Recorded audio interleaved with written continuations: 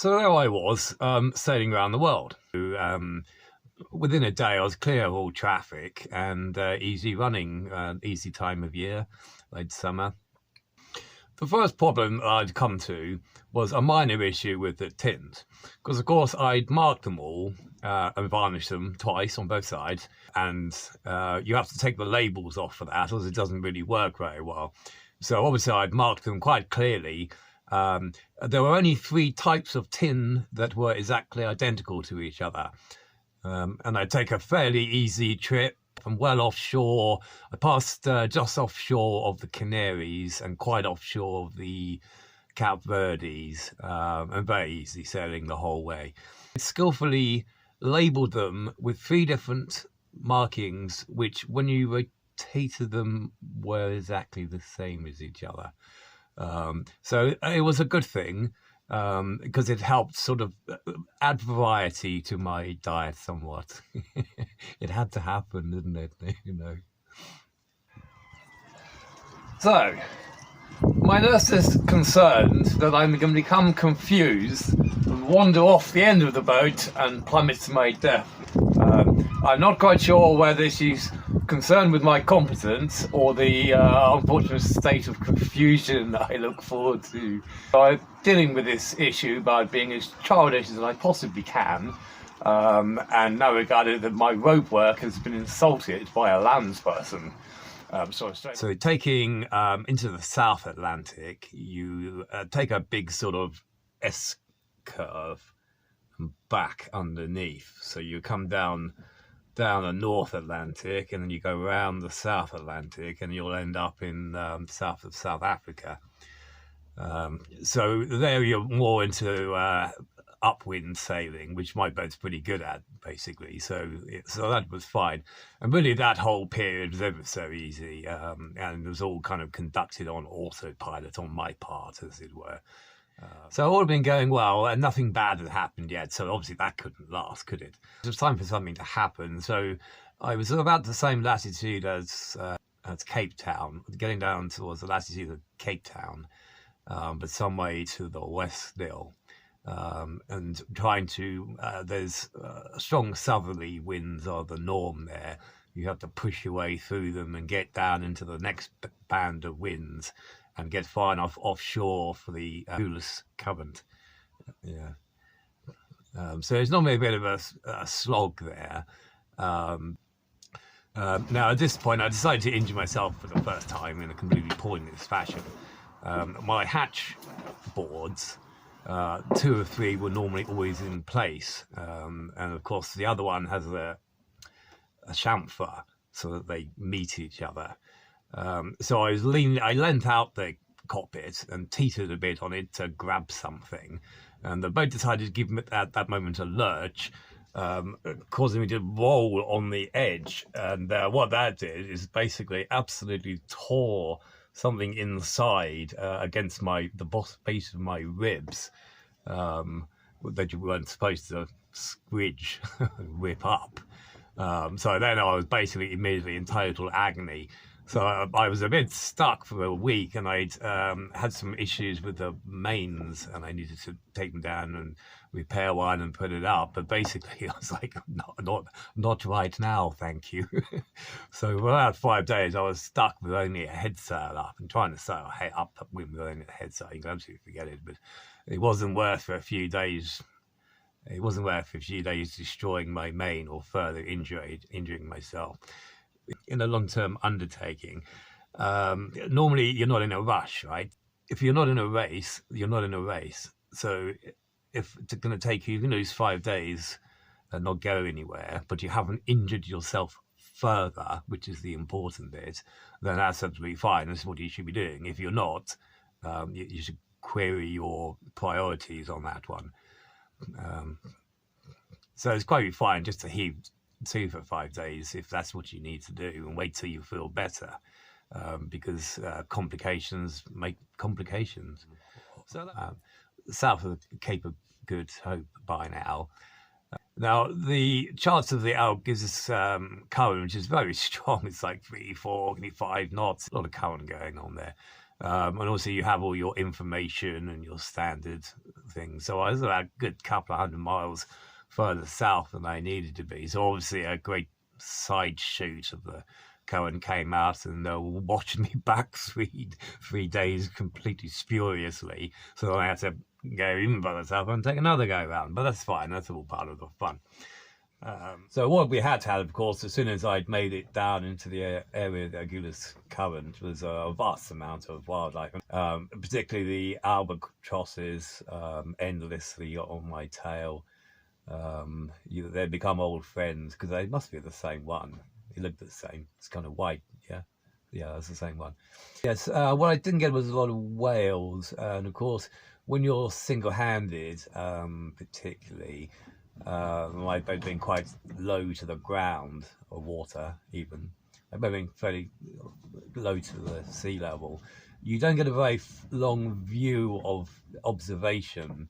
And also, most of the time, you're not there with a pair of binoculars searching for a whale. So you do tend to see quite few. There were some. Normally, it's the smell of them because they come out and breathe out, and it smells like the worst sort of foul old cabbage that you can possibly smell. So that's when you normally hear them or smell them rather than see them. Now, next issue, but a bit more significant, is I had a monitor self-steering system, which is very good. I've always been happy with it. And it's done me well in many adventures, as it were, but not this time. I have every possible spare for it and all that, but I didn't have a spare for the entire thing breaking in half, as happened. So, and of course, there's a lot of strain and stresses on these things, and what I didn't have was a welder. So I was a bit stuck for a plan for a few days, but then I basically used most of my stock of epoxy and glass fiber and various other bits, and built a sort of it was kind of like Frankenstein's steering system. It looked a bit bulkier than it was, but yes, by hook or by crook, it was recreated and actually worked better. It certainly wasn't going to break again.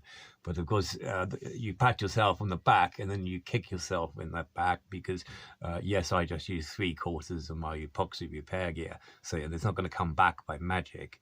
There's a cost to everything. So on the sailing front, things were good, except for the one big issue there is my anti-fouling had proved to be really quite ineffective. It was perfectly, wonderfully effective in the normal fashion, except for just one thing, the dreaded goose barnacle. And subsequently, my physical weakness was going a bit downhill. I'm also really not a very good swimmer in the slightest.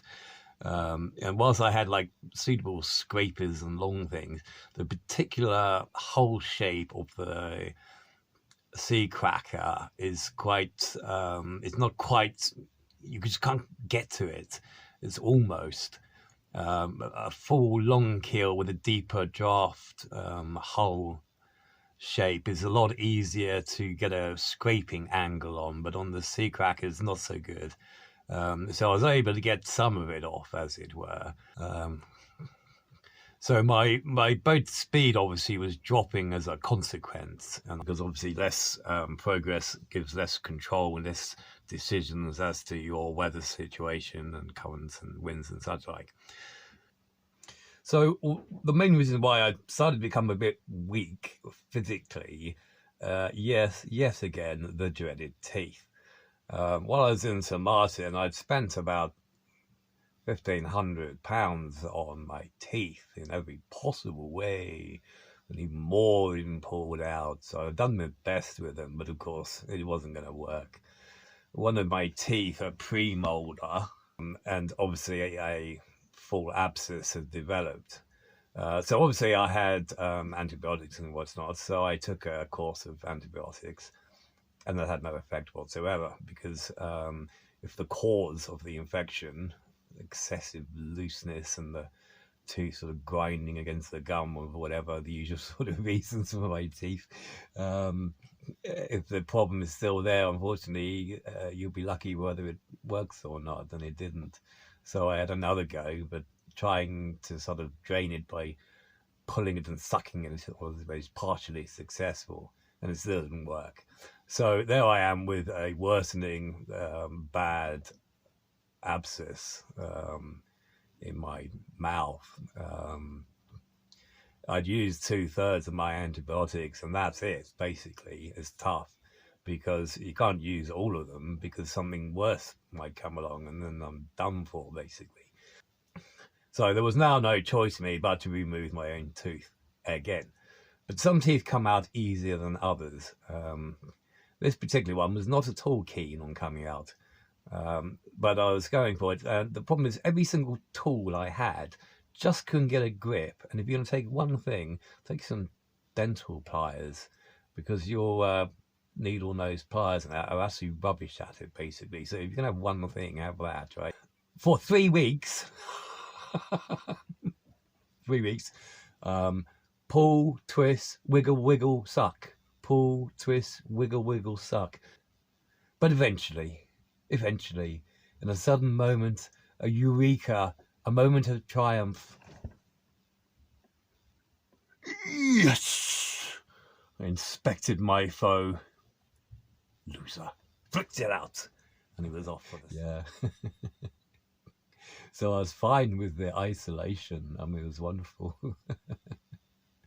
So that was fine. But my general... once it started again, as I mentioned last time about having sort of blackouts, one eye blackouts in one, forgetting the name of them. But that sort of event had started occurring for a period of a month in a very severe manner with both eyes. And I was obviously like having sort of, was it temporary clot things that you get? I would put it down as that thing, but it wasn't doing me a lot of good, basically. It's hard to know the impact on such an issue. Obviously, I totally ignored it, as you do, because I was busy. But yes, I don't think my mental state was at the best for a period. I kind of had a feeling when I was leaving the UK I expect a period to come along. It's part of the fun. I was getting across to about halfway across the Indian Ocean, and generally physically and mentally my state has greatly improved. And I started to make some progress on scraping underneath the hull, because obviously once I'd become a little bit weaker physically, it made the problem of scraping barnacles off the underside a lot more difficult, and also climbing to the top of the mast to make inspections was also a bit of a temporary issue for me, because you have to make these compromises and decide the priorities, basically. It's like, yeah, it's really important I get up there and check that, but it's also really important I don't fall off and kill myself or injure myself yet again. So you have to balance the factors. Planning to pass south of Australia, and my intention at that point was to, because I was losing a lot of passage speed because of fouling, it was essential I did something about it, obviously. And the best I could come up with for a definite, a proper scrape down, was to get into the channels in New Zealand and tuck myself out of the weather adrift. Because in New Zealand, like either one side or the other side is going to be the sheltered side. It has to be as an island. So I'd find a sheltered voice drift and take as much time as I needed to plan in general. And things were looking still pretty good, really. Nothing of significant was broken or looked like it was going to break, including myself, the most important component of the boat. And so that brought me to being coming towards the eastern side of the Indian Ocean. Yes, and things were looking good until one fine day.